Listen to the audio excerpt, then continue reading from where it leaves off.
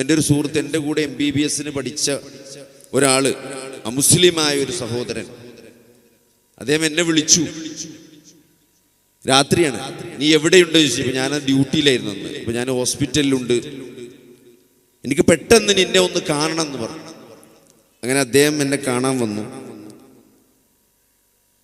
അപ്പൊ അദ്ദേഹം ചോദിച്ചൊരു ചോദ്യം എന്താ വെച്ചാൽ, ഞാൻ എന്തിനു വേണ്ടിയാണ് ജീവിക്കുന്നത്? 40 വർഷമായി ഞാൻ MBBS പഠിച്ചു, PG ചെയ്തു, ഇപ്പൊ നന്നായി ജോലി ചെയ്യുന്നുണ്ട്. അപ്പൊ അന്ന് അദ്ദേഹത്തിന്റെ 40ാമത്തെ പിറന്നാളാണ്. അപ്പൊ അദ്ദേഹത്തെ അസ്വസ്ഥപ്പെടുത്തുന്ന ഒരു ചിന്ത എന്താ വെച്ചാൽ, എന്തിനു വേണ്ടിയാണ് ഈ ജീവിതം എന്നാണ്. മരണത്തിന് ശേഷം ഒരു ജീവിതമുണ്ട് എന്ന് പഠിക്കുന്ന കാലത്ത് നിങ്ങൾ മൈക്ക് കെട്ടി പ്രസംഗിച്ചത് ഞാൻ കേട്ടിട്ടുണ്ട്. ഈ മരണത്തിന് ശേഷം ഒരു ജീവിതമുണ്ട്. അപ്പൊ അങ്ങനെയാണെങ്കിൽ ഈ ജീവിതത്തിന്റെ ലക്ഷ്യം എന്താണ്? അപ്പൊ ആ ചോദ്യം മൂപ്പര് വല്ലാതെ അലട്ടിക്കൊണ്ടിരിക്കുകയാണ്. ഞാൻ പറഞ്ഞത്, എല്ലാ മനുഷ്യർക്കും ഈ വൈബുകളൊക്കെ അവസാനിക്കുന്ന ഒരു സന്ദർഭത്തിലേക്ക് എല്ലാവരും എത്തിച്ചേരും. ജീവിതത്തിലെ എന്തെങ്കിലും അപ്രതീക്ഷിതമായ ദുരന്തങ്ങൾ, അത് രോഗമാകാം, ഉറ്റവരുടെ മരണമാകാം, വലിയ സാമ്പത്തിക നഷ്ടങ്ങളാകാം. അങ്ങനെ ജീവിതത്തിൽ പ്രതീക്ഷിക്കാത്ത എന്തെങ്കിലും സംഭവങ്ങൾ വന്ന് ജീവിതം വന്ന് മുട്ടി നിൽക്കുന്ന സന്ദർഭത്തിൽ സ്വന്തത്തോട് എല്ലാവരും ചോദിക്കുന്ന ഒരു ചോദ്യമാണ്, എന്തിനാണ് ഈ ജീവിതം? എന്തിനു വേണ്ടിയാണ് ഞാൻ ഇത്രയും കാലം ജീവിച്ചത്? സഹോദരങ്ങളെ, ജീവിതത്തെക്കുറിച്ച് ഏറ്റവും കൃത്യമായ ലക്ഷ്യം നമുക്ക് പഠിപ്പിച്ചു തരേണ്ടത്, തന്നിട്ടുള്ളത്, മനുഷ്യരെ സൃഷ്ടിച്ച, മനുഷ്യരെ മുഴുവൻ സൃഷ്ടിച്ച, ഈ പ്രപഞ്ചത്തെ സംവിധാനിച്ച, ഈ സകലതും സൃഷ്ടിച്ച് പരിപാലിച്ചു കൊണ്ടിരിക്കുന്ന റബ്ബ് സുബ്ഹാനഹു വ തആലയാണ്. അത് കൃത്യമായി പ്രവാചകന്മാരിലൂടെ, വേദഗ്രന്ഥങ്ങളിലൂടെ അത് മനുഷ്യനെ പഠിപ്പിക്കപ്പെട്ടിട്ടുണ്ട്. വമാ ഖലഖ്തുൽ ജിന്ന വൽ ഇൻസ ഇല്ലാ ലിയഅ്ബുദൂനി, എന്നെ മാത്രം ആരാധിക്കാനാണ് ജിന്നുകളെയും മനുഷ്യരെയും ഞാൻ സൃഷ്ടിച്ചത് എന്ന് പ്രപഞ്ച സൃഷ്ടാവായ റബ്ബ് സുബ്ഹാനഹു വ തആല നമുക്ക് അറിയിച്ചു തരികയാണ്. അപ്പൊ എന്താണ് ആരാധന? എന്താണ് ആരാധിക്കാൻ വേണ്ടിയാണ് സൃഷ്ടിച്ചത് എന്ന് പറയുമ്പോൾ സഹോദരങ്ങളെ, നമ്മളൊക്കെ തീർച്ചയായും അറിഞ്ഞിരിക്കേണ്ട ഒരു കാര്യമുണ്ട്. എന്താണ് ആരാധന എന്നത്? അല്ലേ? പ്രത്യക്ഷവും പരോക്ഷവുമായി അള്ളാഹുവിന് ഇഷ്ടപ്പെട്ട വാക്കുകൾക്കും പ്രവർത്തികൾക്കുമാണ് ആരാധന എന്ന് പറയാം. അപ്പോൾ നമ്മുടെ ജീവിതം എന്നുള്ളത്, കാരണം നമ്മൾ ജീവിതത്തെ പറ്റി കൃത്യമായ ഒരു ലക്ഷ്യം നമ്മൾ അറിഞ്ഞിട്ടില്ലെങ്കിൽ, അത് മനസ്സിലാക്കിയിട്ടില്ലെങ്കിൽ, അത് മനസ്സിലാക്കി ജീവിച്ചിട്ടില്ലെങ്കിലുള്ള വലിയൊരു ദുരന്തം എന്ന് വെച്ചാൽ, ഒന്ന്, നമ്മൾ ചെറിയ ചെറിയ കാര്യങ്ങൾ ജീവിതത്തിന്റെ ലക്ഷ്യമായി കാണുന്നുള്ളതാണ്. അല്ലേ?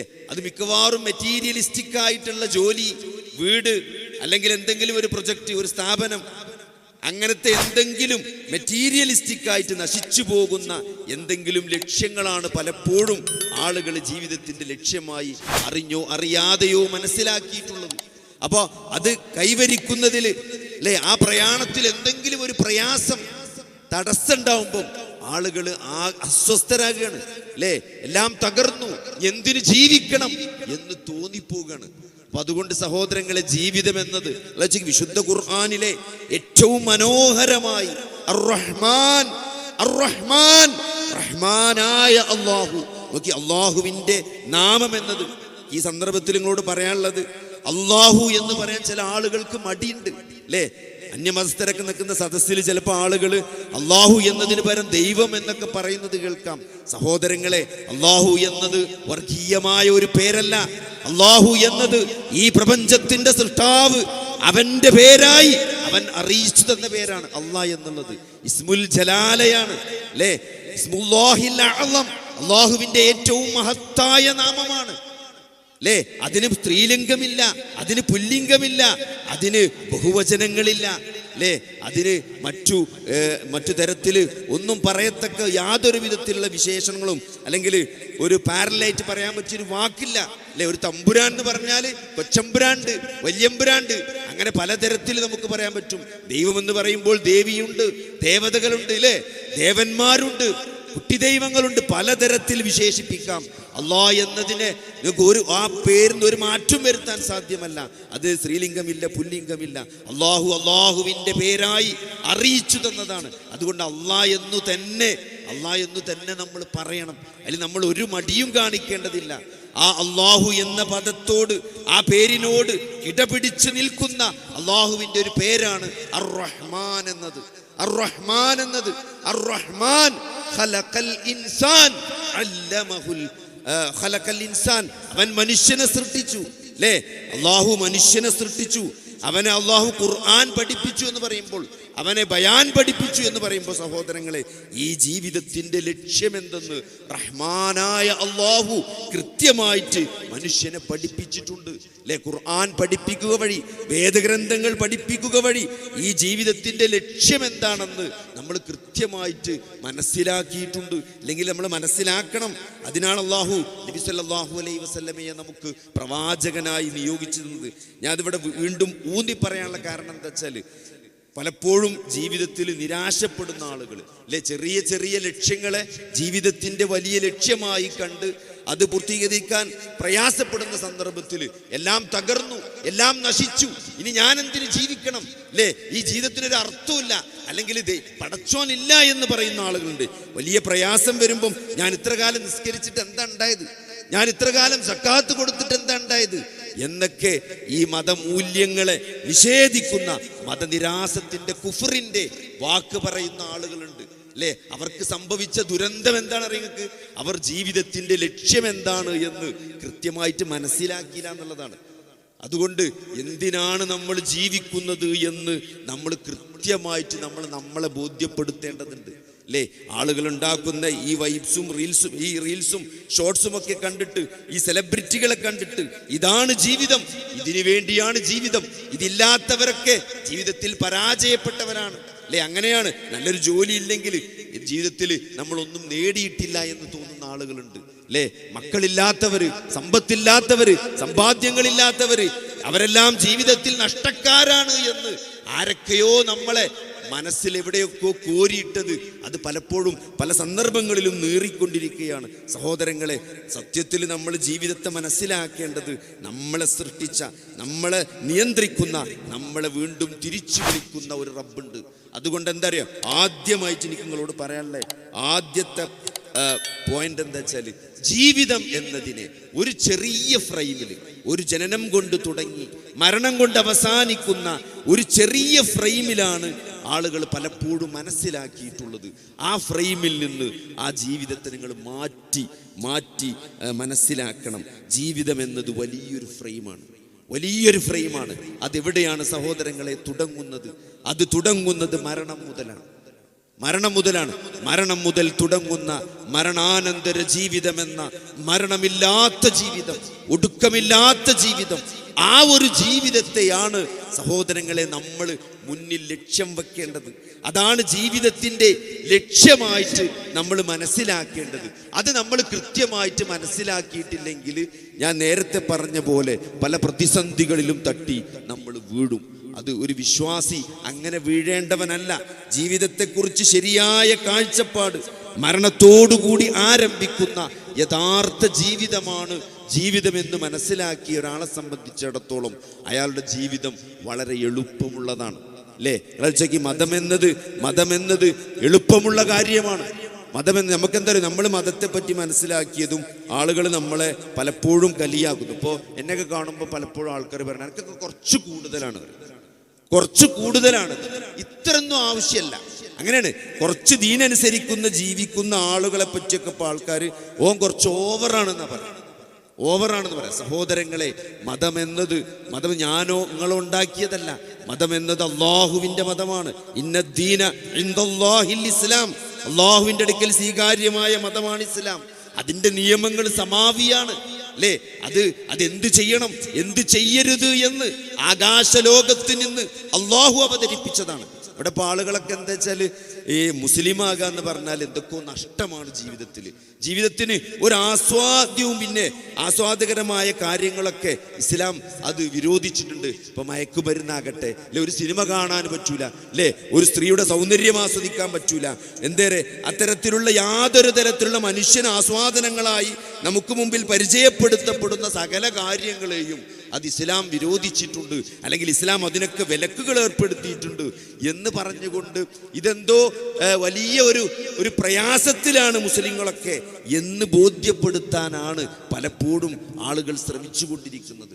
നമ്മളും ചിലപ്പോൾ നമ്മളെ നാവിൽ നിന്നൊക്കെ അറിയാതെ അങ്ങനെ വന്നു പോയിട്ടുണ്ടാവും. സഹോദരങ്ങളെ, ഇവിടെ നമ്മൾ പരാജയപ്പെട്ടത് ഇവിടെ ചോദിച്ചാൽ നമ്മൾ അല്ലാഹുവിനെ അറിഞ്ഞില്ല എന്നുള്ളതാണ്. ഫഅലം അന്നഹു ലാ ഇലാഹ ഇല്ലല്ലാഹ് എന്നാണ്. കാരണം ഇത് ഇത്രത്തോളം പ്രാധാന്യമുണ്ട് എന്ന് ഇപ്പൊ കഴിഞ്ഞ ദിവസം ഞാനിങ്ങനെ എൻ്റെ ഒരു സുഹൃത്തുമായിട്ട് സംസാരിച്ചുകൊണ്ടിരിക്കണം. അപ്പൊ അദ്ദേഹത്തിന് ചിലപ്പോഴും ഞാൻ ചില കാര്യങ്ങൾ പലതും ചോദിച്ച് മനസ്സിലാക്കാറുണ്ട്. കാരണം അദ്ദേഹം ഏതൊരു കാര്യം ചെയ്യുമ്പോഴും വളരെയധികം സെർച്ച് ചെയ്ത് വളരെയധികം പഠനം നടത്തിയിട്ടാണ് ജീവിതത്തിൻ്റെ ചെറിയ ചെറിയ കാര്യങ്ങൾ പോലും ചെയ്യുന്ന ഒരാളാണ് അദ്ദേഹം. അപ്പൊ അദ്ദേഹത്തോട് വെറുതെ ഇരിക്കുന്ന സന്ദർഭത്തിൽ അദ്ദേഹത്തെ കൈ കിട്ടിയാൽ പല കാര്യങ്ങളും ചോദിച്ച് മനസ്സിലാക്കാറുണ്ട്. അപ്പോൾ കഴിഞ്ഞ ദിവസം ഇപ്പം ഞാൻ നേരത്തെ പറഞ്ഞ പോലെ ഞാനൊക്കെ കുറച്ച് ഓവറാണ് എന്ന് ചിന്തിക്കുന്ന ഒരു മുസ്ലിമാണ് അദ്ദേഹം. അപ്പോൾ അദ്ദേഹത്തോട് ഞാൻ വെറുതെ ചോദിച്ചു, അവന് ഹെപ്പറ്റൈറ്റിസ് ഉള്ള സമയമാണ്. അപ്പോൾ ബോട്ടിൽ വെള്ളമാണ് സാധാരണ ആളുകൾ കുടിക്കുക. കാരണം അത് ഇപ്പോൾ ഹോട്ടലിൽ കൊണ്ടുവരുന്ന വെള്ളത്തിൽ മഞ്ഞപ്പിത്തുണ്ടോ ഇല്ലേന്ന് അറിയാത്തത് കൊണ്ട് തന്നെ ബോട്ടിലെ വെള്ളം കുടിക്കുക. അപ്പോൾ അതുകൊണ്ട് ഞാൻ മൂപ്പരോട് ചോദിച്ചു, എന്താണ് സത്യത്തിൽ മനുഷ്യനെ സംബന്ധിച്ചിടത്തോളം ഏറ്റവും ടെൻഷൻ ഉണ്ടാക്കുന്ന കാര്യം എന്താണെന്ന് ചോദിച്ചു. അപ്പം അദ്ദേഹം പറഞ്ഞാൽ നമുക്ക് നമ്മളെ ഭാവിയെക്കുറിച്ച് ആലോചിച്ചിട്ടാണ് എപ്പോഴും നമുക്ക് ബേജാറ് വരിക, അല്ലേ? ഇപ്പോൾ എനിക്ക് മഞ്ഞപ്പിത്തം വരുമോ? ഒരു മഞ്ഞപ്പിത്തമുള്ള സമയത്ത് നമുക്ക് മഞ്ഞപ്പിത്തം വരുമോ, പകരോ? ഇനി മഞ്ഞപ്പിത്തം വന്നാൽ തന്നെ അധികം ആൾക്കാരത് മാറിപ്പോവും, പക്ഷെ അപൂർവമായിട്ട് ആളുകൾ മരിക്കും. അപ്പം ഇനി ഞാനും മരിക്കുമോ? എൻ്റെ മഞ്ഞപ്പിത്തം മൂർച്ഛിക്കുമോ? ഇപ്പം ഒരു ജോലിയാണെങ്കിൽ ഇപ്പം എൻ്റെ ജോലി നഷ്ടപ്പെടുമോ? അങ്ങനെ ജോലി പിരിച്ചുവിടുമോ? അങ്ങനെ ഓരോ കാര്യത്തെക്കുറിച്ച്, ഭാവിയിൽ നടക്കാനിരിക്കുന്ന കാര്യങ്ങളെക്കുറിച്ച് അമിതമായിട്ട് ആലോചിച്ച് ആശങ്കപ്പെടുക എന്നുള്ളത് അത് മനുഷ്യൻ്റെ വലിയൊരു പ്രശ്നമാണ്. അപ്പൊ ഞാൻ അദ്ദേഹത്തോട് ചോദിച്ചു, അങ്ങനെയാണെങ്കിൽ അതിൽ നിന്ന് രക്ഷപ്പെടാനുള്ള ഒരു മാർഗം എന്താ ചോദിച്ചു. അപ്പൊ അതും മൂപ്പര് പഠിച്ചിട്ടുണ്ടാവുമല്ലോ. അപ്പൊ അദ്ദേഹം പറഞ്ഞു, അദ്ദേഹം കളിയാക്കിയിട്ട് എന്നെ കളിയാക്കിയിട്ട് പറഞ്ഞു, അത് നിങ്ങളെ പരിപാടിയാണ് ഏറ്റവും നല്ലത്. അപ്പൊ ഞാൻ ചോദിച്ചു, നമ്മളെ പരിപാടി എന്താ? നിങ്ങളെ പരിപാടി എന്ന് പറഞ്ഞാൽ എല്ലാം പടച്ചോനെ ഏൽപ്പിക്കുക, നിങ്ങൾ ഫ്രീ ആയിട്ട് ഇങ്ങനെ നടക്കുക, എല്ലാം പടച്ചോനെ ഏൽപ്പിക്കുക, എല്ലാ പ്രശ്നവും പടച്ചോനോട് പറഞ്ഞ് പടച്ചോനെ ഏൽപ്പിക്കുക, എന്നിട്ട് നമ്മളിതൊന്നും അറിയാത്ത മാതിരി ഇങ്ങനെ നടക്കുക. അതാണ് ഏറ്റവും എളുപ്പമുള്ള പരിപാടി. അപ്പൊ ഞാൻ പിന്നെ അദ്ദേഹത്തോട് ചോദിച്ചു, അത് കുറച്ച് പരിഹസിച്ചിട്ടാണ് മുമ്പിൽ പറഞ്ഞെങ്കിലും അതാണ് എളുപ്പം എന്ന് പറഞ്ഞു. അങ്ങനെയാണെങ്കിൽ, അത് എളുപ്പമുള്ളൊരു മാർഗമാണെങ്കിൽ പിന്നെ എന്താണ് ആ പ്രശ്നം എന്ന് ചോദിച്ചു. അപ്പൊ എന്നെ അത്ഭുതപ്പെടുത്തിക്കൊണ്ട് അദ്ദേഹം പറഞ്ഞൊരു മറുപടി ഉണ്ട്. അദ്ദേഹം പറഞ്ഞ മറുപടി എന്താ പറയുക, എല്ലാരെ കാര്യം അല്ല ഇപ്പൊ എങ്ങനെ പടച്ചോ ഏറ്റെടുക്കുക. വിശുദ്ധ ഖുർആനിൽ ഫഅലം അന്നഹു ലാ ഇലാഹ ഇല്ലല്ലാഹ് എന്ന ആയത്തുണ്ട്. നിങ്ങൾ അല്ലാഹനെ ആരാധിക്കണം എന്ന് പറയുന്നതിന് മുമ്പ് പടച്ചോൻ പറഞ്ഞത് ഫഅലം അന്നഹു, നിങ്ങൾ അറിയണം. കാര്യം എന്താണ്? ലാ ഇലാഹ ഇല്ലല്ലാഹ്, അല്ലാഹു മാത്രമാണ് ആരാധനക്ക് അർഹൻ എന്ന് നിങ്ങൾ മനസ്സിലാക്കണം, അറിയണം. എന്നിട്ട് നിങ്ങൾ ആരാധിച്ചാൽ മതി. ആലോചിച്ച് നോക്കി, അള്ളാഹുവിനെ പറ്റി വമാ ഖദറുല്ലാഹ ഹഖ്ഖ ഖദ്രിഹി, നിങ്ങൾ മനസ്സിലാക്കേണ്ട പോലെ, അള്ളാഹുവിനെ കണക്കാക്കേണ്ട പോലെ കണക്കാക്കിയില്ല. നമ്മളെല്ലാവരും പ്രശ്നവും എങ്ങനെ പടച്ചോ ഏറ്റെടുക്കാൻ, അത്രയും അശക്തനാണ്, അല്ലെങ്കിൽ അത്രയൊക്കെ കഴിവ് പടച്ചോനുണ്ടോ എന്നതിനെ കുറിച്ച് സംശയമാണ് സഹോദരൻ. അതുകൊണ്ട് നമ്മൾ അള്ളാഹുവിനെ അറിയണം. ഈ ജീവിതം എന്താ അറിയണം? ഞാൻ പറഞ്ഞ വലിയൊരു ഫ്രെയിം ഞാൻ പറഞ്ഞല്ലോ ജീവിതത്തിന്റെ, അത് അള്ളാഹുവിലേക്കുള്ളൊരു യാത്രയാണ്. ഇന്നാ ലില്ലാഹി വ ഇന്നാ ഇലൈഹി റാജിഊൻ. നിങ്ങൾക്ക് എന്തൊരു മുസീബത്ത് നിങ്ങളെ ബാധിച്ചാലും നിങ്ങൾ എന്ത് പറയണം എന്നാ ഖുർആൻ പറഞ്ഞ്, ഇന്നാ ലില്ലാഹി വ ഇന്നാ ഇലൈഹി റാജിഊൻ. ഇപ്പൊ തിയേറ്ററിൽ ഇടയ്ക്ക് കറണ്ട് പോകും, ശരിക്കും പോകാൻ പാടില്ല എന്ന്. ഇപ്പൊ നമ്മളെ നാട്ടിലെ തിയേറ്ററല്ലേ, അപ്പൊ അതിനനുസരിച്ചുള്ള പ്രശ്നങ്ങളൊക്കെ ഉണ്ടാവുമല്ലോ. അപ്പൊ ഇടയ്ക്ക് കറണ്ട് പോകും, അപ്പൊ നമ്മൾ ഇന്നാ ലില്ലാഹി വ ഇന്നാ ഇലൈഹി റാജിഊൻ എന്ന് പറയും. അപ്പൊ ചില മുസ്ലിം സിസ്റ്റർമാരുണ്ട്, ഒരു ചോദിക്കും, എന്താ ഡോക്ടറെ ആരെങ്കിലും മരിച്ചു പോയിക്കും, ആരെങ്കിലും മരിച്ചു പോയിക്കും. മരിച്ചിട്ട് പറയാനുള്ള സഹോദരങ്ങളെ ഇന്നാ ലില്ലാഹി വ ഇന്നാ ഇലൈഹി റാജിഊൻ ഒരു മുസീബത്ത് ബാധിക്കുമ്പോൾ പറയാനുള്ളതാണ്. ചിങ്ങച്ചി ഒരു ചെറിയ ഇടങ്ങേറുണ്ടാവും. നിങ്ങൾ ആലോചിച്ച് നോക്കി, ഒരു ചെറിയ ഇടങ്ങേറുണ്ടാവുമ്പോൾ പടച്ചോൻ പറയാൻ പറഞ്ഞത് ഇന്നാ ലില്ലാഹി വ ഇന്നാ ഇലൈഹി റാജിഊൻ. ഇന്നലെ കഴിഞ്ഞ ദിവസം ഒരു ക്ലാസ് ഉണ്ടാക്കാൻ വേണ്ടിയിട്ട് ഇപ്പം എല്ലാവരും ഇങ്ങനെ AI എവിടെ ചെന്നാലും ഇപ്പം AI ആണ് അല്ലേ? എവിടെ ചെന്നാലും ആൾക്കാർ AI പറ്റിയേ പറയാം. അപ്പം ഞാൻ വിചാരിച്ചു ഏതായാലും ഇപ്പം ഒരു ക്ലാസ് ഉണ്ടാക്കാണ്ട്, അപ്പം ഞാൻ AI കൊണ്ട് ഒരു ക്ലാസ് ഉണ്ടാക്കിയാൽ വെച്ചിട്ട് ഞാൻ ChatGPT-നോട് ചോദിച്ചു, what Quran says about the purpose of life, ജീവിതത്തിന്റെ ലക്ഷ്യത്തെക്കുറിച്ച് ഖുർആൻ എന്ത് പറയുന്നു എന്ന് ഞാൻ ChatGPT-നോട് ചോദിച്ചു. എന്നെ അത്ഭുതപ്പെടുത്തിക്കൊണ്ട് ഒരു 10-20 കൊല്ലൊക്കെ നിങ്ങളെ അറബി കോളേജിലും എല്ലാ സ്ഥലത്തും ദീന് പഠിച്ചാൽ നിങ്ങൾക്ക് പറയാൻ പറ്റുന്ന ഒരു ഉത്തരമാണ് മൂപ്പരിങ്ങനെ ഒരു സെക്കൻഡുകൾ കൊണ്ട് ടട്ടപ്പെട്ട കിട്ടുന്നത്. അല്ല 5-6 പോയിന്റ് ഉണ്ട്. 6ാമത്തെ പോയിന്റ് എന്താ നിങ്ങൾ റിട്ടേൺ ടു അല്ലാഹ്. ജീവിതത്തിന്റെ ലക്ഷ്യം അള്ളാഹുവിലേക്ക് തിരിച്ചു പോകുന്നതാണ്. അപ്പൊ അള്ളാഹുവിലേക്ക് തിരിച്ചു പോകുന്ന ഉറപ്പുള്ള കാര്യമാണ്, ഒരു സംശയമില്ലാത്ത കാര്യമാണ്. നിങ്ങൾ ഈ ഭൂമിയിൽ ജനിച്ചിട്ടുണ്ടോ സഹോദരങ്ങളെ, നിങ്ങൾ അള്ളാഹുവിലേക്ക് തിരിച്ചു വിളിക്കപ്പെടും. അതിൽ യാതൊരു സംശയമില്ല. ഉറപ്പിച്ചു പറയാൻ പറ്റിയ ഒറ്റ കാര്യം അത് മാത്രമേ ഉള്ളൂ, അള്ളാഹുവിലേക്ക് തിരിച്ചു പോകുന്നത് അല്ലേ? ഉബയ്യിബ്നു ഖലഫ് നബിന്റെ അടുത്ത് വന്നിട്ട് ആ നുരുമ്പിയ ഒട്ടകത്തിന്റെ എല്ലിങ്ങനെ പൊടിച്ച് പാറിപ്പിച്ചിട്ട് നബിന്റെ മുഖത്ത് കൂതിയിട്ട് ചോദിക്കുന്നുണ്ട്, ഈ നുരുമ്പിയ എല്ലുകളെ ആരാണ് ജീവിപ്പിക്കുക? അള്ളാഹു സുബ്ഹാനഹു വ തആല ആ ചോദ്യത്തിന് മറുപടി പറഞ്ഞു. കാരണം നബിനല്ല പരിഹസിച്ചത്, അള്ളാഹുവിനെയാണ് പരിഹസിച്ചത്. ആയത്തിറങ്ങിയിട്ട് സൂറത്ത് യാസീനിൽ അള്ളാഹു ആയത്തിറങ്ങിയിട്ട് അതിന് മറുപടി കൊടുത്തു. അതിന് ആദ്യ തവണ ജീവൻ നൽകിയത് ആരാണോ ആ പടച്ചോൻ തന്നെ രണ്ടാമതും ജീവിപ്പിക്കുന്നത്. അതുകൊണ്ട് ആദ്യത്തെ ജീവൻ നിങ്ങൾക്ക് സംശയമുണ്ട സഹോദരങ്ങളെ?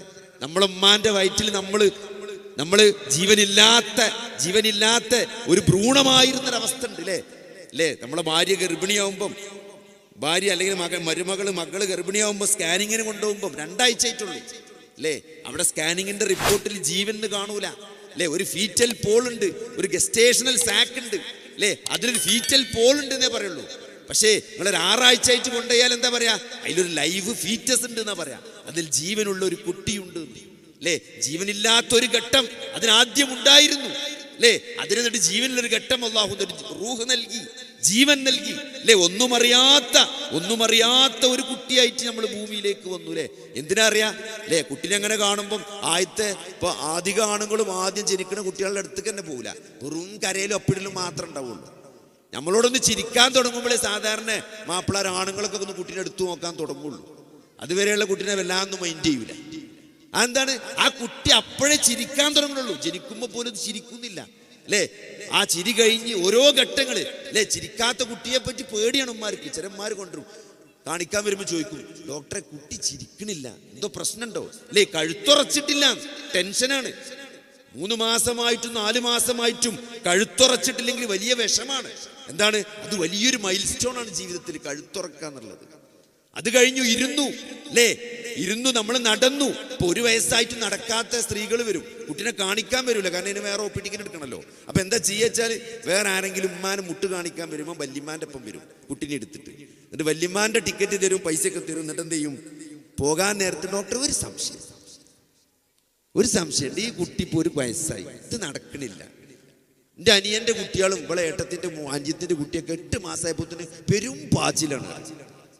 അപ്പൊ ടെൻഷനായി. നിങ്ങൾ ബേജാറാണ്ട്, 18 മാസമൊക്കെയാണ് സമയം അല്ലേ? 18 എൻ്റെ കുട്ടിയൊക്കെ 18 മാസമായപ്പോഴാണ് മര്യാദയ്ക്ക് നടന്നത്. അപ്പൊ അതുകൊണ്ട് നിങ്ങൾ നമ്മളെ കുട്ടികളെ ഓൾക്ക് പേടി മാറി. നല്ലൊരു ടെക്നിക്ക്. എൻ്റെ വാപ്പ എൻ്റെ അമ്മ നമ്മളെ കുട്ടികളെന്ന് പറഞ്ഞു കൊടുത്താൽ ഓൾക്കൊരു സമാധാനമാണ്. ഡോക്ടർ കുട്ടിപ്പം അങ്ങനെയല്ല, പിന്നെ നമ്മൾ പേടിച്ചണ്ട. എൻ്റെ കുട്ടി ആദ്യത്തെ കുട്ടി 18 മാസമായിട്ടാണ് മര്യാദയ്ക്ക് നടന്നത്. അപ്പോൾ നിങ്ങൾ പേടിച്ചണ്ട, നടത്തത്ര പ്രശ്നമല്ല എന്ന് പറയും. പക്ഷെ കഴുത്തുറക്കൽ പ്രശ്നമാണ്. ഞാനിത് പറഞ്ഞുതരുന്നത് തരുമോ? ഇതൊക്കെ നിങ്ങളെ മനസ്സിലിങ്ങനെ ഉറച്ചു നിൽക്കാൻ ഘട്ടം ഘട്ടമായി വളർത്തിക്കൊണ്ടുവന്നവനാണ് നമ്മളെ റബ്ബ് അല്ലേ? നമ്മളങ്ങനെ ഓരോന്ന് പഠിച്ചതാണ്. നമ്മളെ കാറുന്നില്ലേ, നമ്മളിങ്ങനെ പെരീക്ക് നിങ്ങളെ ഈ മേലത്തങ്ങാടിക്കുള്ള റോട്ടിക്ക് തിരിയുമ്പം 2 വയസ്സുള്ള കുട്ടി ചിരിക്കും. കാരണം എന്താ? അവന് മനസ്സിലായി പെരീക്ക് തിരിയാണെന്ന്. ഓന്റെ പാവിയും ഓന്റെ കാറുള്ള വീട്ടിക്ക് വണ്ടി തിരിയാണെന്ന് അവന് മനസ്സിലായി. അപ്പൊ അവൻ ചിരിക്കും. അത് വഴിയറിഞ്ഞ് അങ്ങനെ ഒരു സ്റ്റേജിലേക്ക് മടക്കപ്പെടും. 90 വയസ്സായ വാപ്പ, ആളുകൾ പറയണേ ഇപ്പൊ ലീവ് എടുത്തൊക്കെ എന്താ വെച്ചാൽ വാപ്പാക്ക് സുഖല്ല, ഓർമ്മ കുറവാണ്, പെരീന്നൊക്കെ ഇറങ്ങിയാണ് പോവുകയാണ്. അതുകൊണ്ട് ഞാൻ ലീവ് എടുത്ത് ഗൾഫിൽ നിന്ന് വന്നൊക്കെ എൻ്റെ വാപ്പാനെ നോക്കാൻ. സഹോദരങ്ങളെ, അതാണ് സ്നേഹം. വഖലാ റബ്ബുക അല്ലാ തഅ്ബുദു ഇല്ലാ ഇയ്യാഹു വബിൽ വാലിദൈനി ഇഹ്സാന. അല്ലാഹുവിനെ മാത്രം ആരാധിക്കണം, അല്ലേ? ഈ സകല അനുഗ്രഹങ്ങളും ചെയ്തു തന്ന റബ്ബിനെ ആരാധിക്കണം എന്നതിനോട് അള്ളാഹു ചേർത്ത് പറഞ്ഞ കാര്യമാണ് മാതാപിതാക്കൾക്ക് നന്മ ചെയ്യണമെന്നത്. എന്താ പറഞ്ഞത്? ഞാൻ ജോലി നിർത്തി വന്നൊക്കെയാണ് എൻ്റെ വാപ്പാനെ നോക്കാൻ. അപ്പൊ എന്താ എത്ര വിഷമം? അതെ, ഒരു ദിവസം 3 പാമ്പേഴ്സാണ് മാറ്റി കൊടുക്കുന്നത്. എപ്പോഴാണ് അപ്പിടുക എന്ന് അറിയണില്ല. അതുകൊണ്ട് ചില സമയത്ത് പാമ്പേഴ്സ് നോക്കുമ്പം അതിൽ അപ്പി കാണാം. എനിക്ക് സങ്കടമാണ്, എത്ര സമയമായി എന്ന് അറിയില്ലല്ലോ, വിഷമമാണ്. സഹോദരങ്ങളെ, ആ വേദനിക്കുന്ന മകന്റെ മനസ്സിന് അല്ലാഹു പ്രതിഫലം നൽകും. അതാണ് മാലിക് യൗമിദ്ദീൻ. ഇന്ന് 13 പ്രാവശ്യം മാലിക് യൗമിദ്ദീൻ പറഞ്ഞിട്ടാണ് നിങ്ങളും ഞാനും ഇവിടെ വന്നിരിക്കുന്നത്. നമ്മൾ സ്വയം ബോധ്യപ്പെടുത്തിക്കൊണ്ടിരിക്കുകയാണ്. ഒരു ദിവസം 13 പ്രാവശ്യം പ്രഖ്യാപിച്ചു യൗമുദ്ദീന്റെ ഉടമസ്ഥനായ അല്ലാഹു. അതൊരു പ്രതിഫലത്തിന്റെ ദിനമുണ്ട്, അല്ലേ? ആ നൊമ്പരപ്പെടുന്ന മകന്റെ മനസ്സുണ്ട്. എന്റെ വാപ്പാന്റെ പാമ്പേഴ്സ് മാറ്റുമ്പോഴേ അതിൽ മലമൂത്ര വിസർജനം കാണുമ്പോൾ എപ്പ സംഭവിച്ചു എന്നറിയാത്തതിലുള്ളൊരു സങ്കടം, ആ സങ്കടത്തിന് പോലും അള്ളാഹു പ്രതിഫലം നൽകുമെന്ന് പറയുമ്പോൾ അതാണ് മാലിക് യൗമിദ്ദീൻ എന്ന് പറയുന്നത്. അതാണ് നമ്മളെ ബോധ്യപ്പെടുത്തി പറഞ്ഞുകൊണ്ടിരിക്കുന്നത്. ഈ മരണത്തിന് ശേഷം ഒരു ജീവിതമുണ്ട്. അതാണ് സഹോദരങ്ങളെ പറഞ്ഞുകൊണ്ടിരിക്കുന്നത്. അതാണ് റബ്ബ് ഘട്ടം ഘട്ടമായി നമ്മളെ വളർത്തിക്കൊണ്ടുവന്ന് അവസാനം 90 വയസ്സാവുമ്പോഴേ, ഇപ്പൊ 80 വയസ്സാവുമ്പോ ആളുകൾ OP-യിലേക്ക് വരും. എന്താ പ്രശ്നം പാപ്പ? എടാ, പഴയ പോലെ നടക്കാൻ പറ്റുന്നില്ല. നീ നടന്നിട്ടില്ലെങ്കിൽ കുഴപ്പമില്ല, പള്ളിയേക്ക് പോകാൻ പറ്റില്ല. അതാ എൻ്റെ സങ്കടം. അതൊരു വിഷമാണ്, അല്ലേ? 80 വയസ്സാവുമ്പോഴുള്ള ഏതൊരു മനുഷ്യന്റെയും കൺസേൺ ആണത്. പഴയ പോലെ നടക്കാൻ പറ്റില്ല എന്നുള്ളത്. 90 വയസ്സായ മനുഷ്യന്റെ പ്രശ്നം എന്താ? ഞങ്ങള് മലമൂത്രം കൺട്രോളില്ല. മലമൂത്രത്തിന് കൺട്രോൾ ഇല്ലാത്തതാണ് പ്രശ്നം. അതൊക്കെ തിരിച്ചു മടക്കപ്പെടുകയാണ് സഹോദരങ്ങളെ. ഇതൊക്കെ ചില യാഥാർത്ഥ്യങ്ങളാണ്. അള്ളാഹുവിലേക്കുള്ള ഒരു മടക്ക യാത്രയുണ്ട് എന്ന് ജീവിതത്തിന്റെ ഓരോ ഘട്ടങ്ങളും നമ്മളെ വിളിച്ചു പറയാണ്, ഓർമ്മപ്പെടുത്തുകയാണ്, അല്ലേ? അള്ളാഹുവിന്റെ ദൃഷ്ടാന്താണ്. എന്തേ സഹോദരങ്ങളെ, നമ്മളെ വീട്ടില് ഇപ്പൊ നിങ്ങളെ വീട്ടിൽ കോഴിയൊന്നും ഉണ്ടല്ലോ. പണ്ടൊക്കെ എല്ലാവരുടെ വീട്ടിലും കോഴി ഉണ്ടായിരുന്നു. ഇപ്പൊ കോഴിനെ കാണണമെങ്കിൽ ഫാം നടത്തേണ്ടി വരും, അല്ലേ? 10 മുട്ട വിരിഞ്ഞ് നമ്മളെ കോഴിക്കുഞ്ഞ്, ആ തള്ളക്കോഴി മുട്ട വിരിഞ്ഞ് ആ 10 കുഞ്ഞുങ്ങളുമായി പുറത്തിറങ്ങിയിട്ട് ജസ്റ്റ് ഇന്ന് പുറത്തിറങ്ങിയിട്ടുള്ളെങ്കിലും സഹോദരങ്ങളെ, ഒരു കാക്ക വന്ന് കരഞ്ഞാല് ആ കോഴി ചില ശബ്ദമുണ്ടാക്കും, അല്ലേ? പരുന്തിനെ കണ്ടാൽ ആ കോഴി ശബ്ദമുണ്ടാക്കും. ആ ശബ്ദം കേട്ടാൽ സഹോദരങ്ങളെ, ആ കോഴിക്കുഞ്ഞുങ്ങൾ ആ ചിറകിൽ വന്ന് ഒളിക്കും. ആര് നൽകി സഹോദരങ്ങളെ നിർദ്ദേശം? ഏത് സ്കൂളിലാണ് പഠിപ്പിച്ചത്? ഏത് സേഫ്റ്റി ക്ലാസ്സിലാണ് ആ കോഴിക്കുഞ്ഞുങ്ങളെ അള്ളാഹു പഠിപ്പിച്ചത്? മനുഷ്യൻ പഠിപ്പിച്ചതല്ല, കോഴി പഠിപ്പിച്ചിട്ടുണ്ടോ? അല്ലേ? താറാവിന്റെ മുട്ട വിരിഞ്ഞിറങ്ങുന്ന താറാവിന്റെ കുഞ്ഞുങ്ങൾ ഇന്ന് വിരിഞ്ഞിറങ്ങിയാൽ പോലും അത് കുളത്തിൽ നീന്തും. ആരാണ് നീന്തം പഠിപ്പിച്ചത്? അല്ലേ? ആ മുട്ടക്കുള്ളിൽ ഏത് സ്വിമ്മിംഗ് പൂളാണുള്ളത് സഹോദരങ്ങളെ? അല്ലേ? എത്രയോ ആയിരക്കണക്കിന് വർഷങ്ങൾക്ക് മുമ്പ് ഫിർഔനിന്റെ കൊട്ടാരത്തിൽ വന്നിട്ട് ഖാല വമൻ റബ്ബുകുമാ യാ മൂസ, ഖാല വമൻ റബ്ബുകുമാ യാ മൂസ, അല്ലയോ മൂസ, നിങ്ങളുടെ 2 പേരുടെയും റബ്ബ് ആരാണെന്ന് ഞാൻ അന റബ്ബുകുമുൽ അഅ്ല എന്ന് പറഞ്ഞ ഏറ്റവും അഹങ്കാരിയായ ഭരണാധികാരി ഫിർഔൻ ചോദിച്ചൊരു ചോദ്യമുണ്ട്. അതിനുള്ള ഉത്തരം വിശുദ്ധ ഖുർആനിലൂടെ ലോകാവസാനം വരെ നമ്മളെ കൊണ്ട് അള്ളാഹു ഓദിപ്പിക്കണം. എന്തിനാണ്? അല്ലേ? ആരാണ് റബ്ബ്? റബ്ബുനല്ലദീ അഅ്താ കുല്ല ശൈഇൻ ഖൽഖഹു സുമ്മ ഹദാ. വല്ലാത്തൊരു വാക്കാണ്. ഏത് ജനറേഷനിലെ ഏത് കാലഘട്ടത്തിലെ മനുഷ്യനും അവന്റെ ബുദ്ധി കൊണ്ട് കോംപ്രിഹെൻഡ് ചെയ്യാൻ, അല്ലേ, സയൻസ് ഏറ്റവും അഡ്വാൻസ് ചെയ്തു എന്ന് നമ്മൾ അവകാശപ്പെടുന്ന ഈ ഒരു കാലഘട്ടത്തിലും നമ്മളെ ബുദ്ധി കൊണ്ട് കോംപ്രിഹെൻഡ് ചെയ്യാൻ പറ്റുന്ന വിശാലമായ അർത്ഥങ്ങളുള്ള പദം റബ്ബുനല്ലദീ അഅ്താ കുല്ല ശൈഇൻ ഖൽഖഹു സുമ്മ ഹദാ. ഓരോ ജീവിക്കും അതിൻ്റെ സൃഷ്ടിപ്പ് നൽകി, അതിൻ്റെ ഗൈഡൻസ് നൽകിയവനാണ് എൻ്റെ റബ്ബ് എന്ന് പറയുമ്പോൾ 4 അമിനോ ആസിഡുകളാണ്, അല്ലേ? ഒരു ബയോകെമിസ്ട്രി പഠിക്കുന്ന ഒരു മെഡിക്കൽ വിദ്യാർത്ഥിയോട് ചോദിച്ചാൽ പറയും 4 amino acid, adenine, guanine, cytosine, thymine. ഈ 4 അമിനോ ആസിഡ് കൊണ്ടാണ് DNA എന്ന വലിയൊരു സ്ട്രക്ചർ ഉണ്ടാക്കിയിട്ടുള്ളത്. ആ DNA-യിലാണ് മനുഷ്യന്റെ സകല കാര്യങ്ങളും രേഖപ്പെടുത്തി വെച്ചിരിക്കുന്നത്, അല്ലേ? ഓരോ സൃഷ്ടിയുടെയും സൃഷ്ടിപ്പിന്റെ സകല രഹസ്യങ്ങളും അതിലാണ് കോഡ് ചെയ്തിട്ടുള്ളത്. ആ 4 അമിനോ ആസിഡ് കൊണ്ട് ആലോചിക്കുക, അതിന്റെ സീക്വൻസുകൾ മാറ്റിക്കൊണ്ട് റബ്ബുനല്ലദീ അഅ്താ കുല്ല ശൈഇൻ ഖൽഖഹു സുമ്മ ഹദാ. ല്ലേ, രോമം പോലെയല്ല സഹോദരങ്ങളെ മുടി, രണ്ടും വ്യത്യാസമുണ്ട്. പക്ഷേ മൈക്രോസ്കോപ്പിൽ വെച്ച് നോക്കിയാലോ രണ്ടിനും ഒരേ സ്ട്രക്ചറാണ്. പക്ഷേ ഒന്ന് വളർന്നുകൊണ്ടേയിരിക്കും, ഒന്നൊരു പ്രത്യേക സമയത്തും വളർച്ച അവസാനിക്കും. ഇതൊക്കെ അള്ളാഹുവിന്റെ ദൃഷ്ടാന്തങ്ങളാണ്. അല്ലേ, അള്ളാഹു രണ്ടു തരം ദൃഷ്ടാന്തങ്ങൾ മനുഷ്യന് നൽകിയിട്ടുണ്ട്. ഒന്ന് ഈ പ്രപഞ്ചമാണ്. അല്ലേ, ഈ പ്രപഞ്ചം മുകളിലോട്ട് നോക്കിയാൽ അറ്റം കാണാത്ത പ്രപഞ്ചം. 1977 നാസ വിക്ഷേപിച്ച വോയേജർ എന്ന ബഹിരാകാശ പേടകം ഇപ്പോഴും ഇന്റർസ്റ്റെല്ലാർ സ്പേസിലൂടെ ചലിച്ചുകൊണ്ടിരിക്കുകയാണ്. അല്ലേ, ഇപ്പൊ എന്താ സംഭവിച്ചത്? അതിന്റെ കണക്ഷൻ വിട്ടുപോയി. അവിടുന്ന് അയക്കുന്ന ചിത്രം ഇങ്ങോട്ട് കിട്ടൂല. പക്ഷേ അതിന്റെ പ്രയാണം അത് തുടർന്നുകൊണ്ടിരിക്കുകയാണ്. എത്ര കാലമായി സഹോദരങ്ങളെ. ചെല്ലുന്തോറും അറിയുന്തോറും അറിയാനുണ്ട് എന്ന ഓർമ്മപ്പെടുത്തൽ, പഠിക്കുന്തോറും ഇനിയും പഠിക്കാനുണ്ട് എന്ന് നമ്മളെ ഓർമ്മപ്പെടുത്തുന്ന അതിവിശാലമായ അള്ളാഹുവിന്റെ സൃഷ്ടി പ്രപഞ്ചം. അതാണ് ഒന്നാമത്തെ ആയത്ത്. ഇന്ന ഫീ ഖൽഖിസ് സമാവാതി വൽ അർളി വഖ്തിലാഫിൽ ലൈലി വന്നഹാരി ലആയാതിൻ ലിഉലിൽ അൽബാബ്. അല്ലേ, ഈ മാറി മാറി വരുന്ന രാപ്പകലുകൾ, ആകാശഭൂമി, ഇതൊക്കെ ഒരാകാശത്തിന്റെ വലിപ്പം പോലും മനുഷ്യന് തീരുമാനിക്കാൻ കഴിഞ്ഞിട്ടില്ല. നാസയുടെ ബഹിരാകാശ പേടകം അതിന്റെ കണക്ഷൻ വിട്ട് ഇന്റർസ്റ്റെല്ലാർ സ്പേസിലൂടെ ഇപ്പോൾ ഓടിക്കൊണ്ടിരിക്കുകയാണ്. കണക്ഷൻ പോയി. പക്ഷേ ഒരാകാശത്തിന്റെ വലിപ്പം പോലും മനുഷ്യന് തീരുമാനിക്കാൻ സാധിച്ചിട്ടില്ല. നിങ്ങൾ എത്രത്തോളം സയൻസ് പഠിക്കുന്നു അത്രത്തോളം നിങ്ങൾ അത്ഭുതപ്പെടുത്തും. അത്രത്തോളം ഈ പ്രപഞ്ചം നിങ്ങളെ അത്ഭുതപ്പെടുത്തിക്കൊണ്ടിരിക്കും. കാരണം അതിൻ്റെ പിന്നുള്ള വലിയൊരു സൃഷ്ടാവിനെ കുറിച്ച് അത് പറഞ്ഞുകൊണ്ടേയിരിക്കും. നോക്കി, ഈ കണ്ണ്, നിങ്ങൾ കാണുന്ന ഈ കണ്ണ് 576 മെഗാ പിക്സൽ ക്യാമറയാണ്. അല്ലേ, ഏറ്റവും നല്ല മൊബൈൽ ഏതാണ്, ഏറ്റവും നല്ല സെൽഫി എടുക്കാൻ പറ്റിയ മൊബൈൽ ഏതാണെന്ന് ചെറിയ മക്കളോട് ചോദിച്ചാൽ പറയും. അല്ലേ, സാംസങ്ങിന്റെ ഗാലക്സി S24 എന്ന് പറയും. അതിന്റെ ക്യാമറ എത്ര സഹോദരങ്ങളെ? അതിന്റെ ക്യാമറ എത്രയാണ്? അതിന്റെ ക്യാമറ പോലും അവിടേക്ക് എത്തില്ല. 2030 ആകുമ്പോഴേക്കും സാംസങ് കണ്ണിന്റെ പവറുള്ള ക്യാമറ ഉണ്ടാക്കുമെന്ന് പറയുന്നുണ്ട്. നമുക്ക് കാത്തിരുന്ന് കാണാം. 576 മെഗാ പിക്സലാണ്. അല്ലേ, ഇവിടെ ഇപ്പൊ കാണുന്നത് 48 മെഗാ പിക്സൽ ഉള്ളൂ.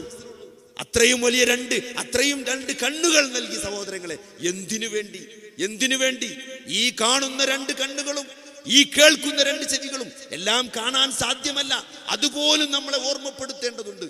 വിസിബിൾ ലൈറ്റ് എന്ന സ്പെക്ട്രത്തിലുള്ള ചില ഫ്രീക്വൻസി മാത്രമേ മനുഷ്യന് കാണാൻ സാധിക്കുള്ളൂ. അൾട്രാറെഡ്, ഇൻഫ്രാറെഡ് കാണാൻ പറ്റൂല, അൾട്രാ വയലറ്റ് കാണാൻ പറ്റൂല, എക്സ്റേ കാണാൻ പറ്റൂല. വിസിബിൾ ലൈറ്റ് മാത്രമേ മനുഷ്യന് ദർശിക്കാൻ പറ്റുള്ളൂ. അതേപോലെ ചെവിയോ 20,000 ഹെഡ്സിന്റെയും ഇടയിലുള്ള സൗണ്ട് മാത്രമേ നമുക്ക് കേൾക്കാൻ പറ്റുള്ളൂ. 20 താഴെയുള്ള ശബ്ദങ്ങൾ നമുക്ക് കേൾക്കാൻ പറ്റൂല. 20,000 മുകളിൽ നടക്കുന്ന ഈ ആകാശ സൗരയൂഥത്തിൽ നടക്കുന്ന വലിയ വലിയ ശബ്ദങ്ങൾ നമുക്ക് കേൾക്കാൻ സാധ്യമല്ല. ചെറിയ ഫ്രീക്വൻസി മാത്രമാണ് മനുഷ്യന് അല്ലാഹു നൽകിയത്. ഈ ചെറിയ ഫ്രീക്വൻസി വിസിബിൾ ലൈറ്റും, അല്ലേ, നമ്മളെ കേൾവിയും ആ ചെവിയും ആ കണ്ണുകളൊക്കെ എവിടെ പഠിച്ചു വെച്ചിട്ടുള്ളത്? ഈ തലച്ചോറിന്റെ മുമ്പിലാണ്. അതിന്റെ ഇടയിലൊരു തലച്ചോറുണ്ട്, അതിന്റെ പിറകിലൊരു തലച്ചോറുണ്ട്. എന്തിന് സഹോദരങ്ങളെ? ഇന്ന ഫീ ഖൽഖിസ് സമാവാതി വൽ അർളി വഖ്തിലാഫിൽ ലൈലി വന്നഹാരി ലആയാതിൻ ലിഉലിൽ അൽബാബ്. ലുബ് എന്ന് പറഞ്ഞ അറബിയിൽ കാമ്പിനാ പറയാ. ഏറ്റവും ഉള്ളിലുള്ളത്, തലക്കകത്ത് കാമ്പുള്ളവരെ, ഓളമുള്ളവരെ നിങ്ങൾ ചിന്തിക്കുന്നില്ലേ എന്നാണ്. അല്ലേ സഹോദരങ്ങളെ, ഇതൊക്കെ നമ്മളെ ബോധ്യപ്പെടുന്നത് ഈ കാഴ്ചകൾക്ക് ഫ്രീക്വൻസി മാറ്റി, വിസിബിൾ ലൈഫിന്റെ ഫ്രീക്വൻസി മാറ്റി, പലതും കാണാത്ത പലതും കാണുന്ന ഒരു ലോകമുണ്ട്, കേൾക്കാത്ത പലതും കേൾക്കുന്ന ഒരു ലോകമുണ്ട്. നാളെ ഖബറിലേക്ക് വെച്ച് പോരുമ്പോഴേ പിന്നെ നമ്മൾ പുതിയ കാഴ്ചകളായിരിക്കും, പുതിയ കേൾവികളായിരിക്കും. അതിനൊക്കെ സംവിധാനമുണ്ട്, അതിനൊക്കെ കഴിയുന്നൊരു സൃഷ്ടാവാണ് എന്നെ സൃഷ്ടിച്ചത് എന്നതാണ് സഹോദരങ്ങളെ. ഇതൊക്കെ നമ്മളെ ബോധ്യപ്പെടുത്തിക്കൊണ്ടിരിക്കുന്നത്. അള്ളാഹുവിലേക്ക് ഒരു മടക്കമുണ്ട് എന്നാണ് ഈ പ്രപഞ്ചത്തിലെ ഓരോന്നും നമ്മളെ വിളിച്ചു പറയുന്നത്. അതെന്താണ് സഹോദരങ്ങളെ നമുക്ക് ബോധ്യപ്പെടാത്തത്? അത് ബോധ്യപ്പെടുന്നിടത്താണ് സഹോദരങ്ങളെ നമ്മുടെ ജീവിതത്തിന്റെ മാറ്റം കിടക്കുന്നത്. അല്ലേ, നമ്മുടെ ജീവിതത്തിന്റെ ലക്ഷ്യം എന്താണ്? ഈ മരണത്തിന് ശേഷം ഒരു ജീവിതമുണ്ട്. ആ ജീവിതത്തിൽ ഞാൻ ചോദ്യം ചെയ്യപ്പെടും. എൻ്റെ കർമ്മങ്ങൾ തൂക്കി നോക്കപ്പെടും. നന്മകൾക്ക് പ്രതിഫലം കിട്ടും, തിന്മകൾക്ക് ഞാൻ ശിക്ഷിക്കപ്പെടുമെന്ന ബോധം. ആ ബോധമാണ് എത്ര തന്നെ നിങ്ങൾ സ്വതന്ത്ര ചിന്തരാണെന്ന് പറഞ്ഞാലും, എത്ര തന്നെ നിഷേധിച്ചാലും മനുഷ്യന്റെ ബ്രെയിൻ അങ്ങനെ ഡിസൈൻ ചെയ്തിട്ടുള്ളത്. അല്ലേ, ഇവിടെ സ്വതന്ത്ര ചിന്തകരെന്ന് പറഞ്ഞ ആളുകളുണ്ട്. അല്ലേ? എന്തുകൊണ്ടാണ് അവർ CCTV കാണുമ്പോൾ നന്നാണ്? എന്താ CCTV കാണുമ്പോൾ നന്നാണ്? നിങ്ങൾ CCTVയുടെ നിരീക്ഷണത്തിലാണെന്ന് പറയുമ്പോൾ എന്തുകൊണ്ടാണ് ആളുകൾ നന്നായി പെരുമാറുന്നത്? ആരെയാണ് അവർ പേടിക്കുന്നത്? അല്ലേ? ആ CCTV തെളിവാണ്. പിടിക്കപ്പെട്ടാൽ ശിക്ഷിക്കപ്പെടും, കോടതിയിൽ ഹാജരാക്കിയാൽ ശിക്ഷിക്കപ്പെടും. അതേ സഹോദരങ്ങളെ, അത് മനുഷ്യന്റെ ബ്രെയിനിന്റെ പ്രത്യേകതയാണ്. നിരീക്ഷിക്കപ്പെടുന്നുണ്ട് എന്നറിയുമ്പോൾ അല്ലേ, ഈ നിരീക്ഷണത്തിനനുസരിച്ച് എനിക്ക് പ്രതിഫലം കിട്ടും, ഞാൻ ശിക്ഷിക്കപ്പെടും എന്നറിയുന്നത് അത് മനുഷ്യന്റെ ബ്രെയിനിന്റെ ഒരു തേട്ടാണ്. കാരണം ആ ബ്രെയിനിനെ സംവിധാനിച്ചവൻ അല്ലാഹുവാണ്. അതുകൊണ്ടൊരു പ്രതിഫലമുണ്ട്. നന്മകൾക്ക് പ്രതിഫലം കിട്ടും, തിന്മകൾക്ക് രക്ഷ കിട്ടും. ഇതെല്ലാം രേഖപ്പെടുത്തിക്കൊണ്ടിരിക്കുന്ന അല്ലേ, നെറ്റ്വർക്ക് ഇല്ലെങ്കിലും കറണ്ട് ഇല്ലെങ്കിലും ബാറ്ററി ഇല്ലെങ്കിലും ഇതൊക്കെ നിരീക്ഷിക്കപ്പെടുന്നുണ്ട്, രേഖപ്പെടുത്തപ്പെടുന്നുണ്ട് എന്ന ഒരു അറിവുണ്ട്. അള്ളാഹുവിനെ കുറിച്ചുള്ള അറിവാണത്. അള്ളാഹുവിന്റെ ഓരോ നാമങ്ങളും അതാണ് മനുഷ്യന് നൽകുന്ന ഉൾക്കാഴ്ചതാണ്. റഖീബ്, ഞാൻ തുടക്കത്തിൽ ഓർമ്മിപ്പിച്ചില്ലേ, ഖുതുബത്തുൽ ഹാജയിൽ ഓതിയ ആയത്തിൽ അള്ളാഹു റഖീബാണ്. അള്ളാഹു എല്ലാം നിരീക്ഷിച്ചു കൊണ്ടിരിക്കുന്നവനാണെന്ന് അറിയുമ്പോൾ ആ നിരീക്ഷണത്തിന്, ആ നമ്മളെ നിരീക്ഷിക്കുമ്പോൾ നമ്മൾ ചെയ്യുന്ന കാര്യങ്ങൾക്കൊക്കെ നമുക്ക് പ്രതിഫലമുണ്ട് എന്നാണ്. സഹോദരൻ, കഴിഞ്ഞ ദിവസം മുട്ടുമാറ്റിയ ഒരാൾ, സാധാരണ മുട്ടുമാറ്റി കഴിഞ്ഞാൽ പേഷ്യൻസ് ഉറങ്ങൂല. ഒരു മേജർ സർജറി കഴിഞ്ഞാൽ പിന്നെ കുറച്ച് ദിവസം ആളുകൾക്ക് പൊതുവെ ഉറക്കം കുറവായിരിക്കും. അത് നമ്മളെ കിതാബിലുള്ളതാണ്. അപ്പം അതുകൊണ്ട് തന്നെ നമ്മൾ ഡിസ്ചാർജ് ആക്കുമ്പോൾ ചെറിയ ഉറക്കത്തിന് ഗുളിക കൊടുക്കും. പിന്നെ ആളുകളോട് പൊതുവെ പറയും, ഇപ്പം ഞാൻ മുട്ട് മാറ്റുന്നത് കൊണ്ട് സാധാരണ മുട്ട് മാറ്റിയാൽ ഒരാൾക്ക് ഉണ്ടാകുന്ന കുറേ കാര്യങ്ങളുണ്ട്. അത് നമ്മൾ തുടക്കത്തിലെ ഡിസ്ചാർജ് ആക്കുമ്പോൾ പറഞ്ഞു കൊടുത്താൽ പിന്നെയുള്ള കോളൊക്കെ നമുക്ക് ഒഴിവാക്കാൻ പറ്റും. മറ്റേത് ആളുകൾ ഇങ്ങനെ വിളിച്ചുകൊണ്ട്, ഇപ്പം ഞാൻ ഡിസ്ചാർജ് ആക്കുമ്പോൾ ആദ്യം പറയും, എന്ത്, കാലിൻ്റെ പുറം ഭാഗത്ത് മരവിപ്പുണ്ടാവും, ഉൾഭാഗത്ത് ചെറിയ കുത്തലുണ്ടാവും, തൊടൻ്റെ ഭാഗത്തൊക്കെ ചെറിയ നിറമാറ്റം വരും, കാലിന് ചെറിയ നീരുണ്ടാവും, ഉറക്കക്കുറവ് നന്നായിട്ടുണ്ടാവും, ഭക്ഷണത്തോട് തീരെ താല്പര്യം ഉണ്ടാവില്ല, ഇടയ്ക്ക് ചെയ്യേണ്ടില്ലേനു എന്നൊക്കെ തോന്നും. അതൊക്കെ പറഞ്ഞാൽ എന്താ അറിയോ, ആളുകൾക്ക് ഭയങ്കര സമാധാനമാണ്. അതൊക്കെ ഡോക്ടർ പറഞ്ഞാണല്ലോ അല്ലേ. എന്നാലും വരും ആൾക്കാർ കാണിക്കാം. നിങ്ങൾ പറഞ്ഞൊക്കെ തന്നെ ഉള്ളു ഡോക്ടർ, എന്നാലും നിങ്ങളെ കാണാൻ വന്നാണ് അറിയും. അപ്പം അങ്ങനെ ഉറക്കക്കുറവ് സാധാരണ ഉണ്ടാവും.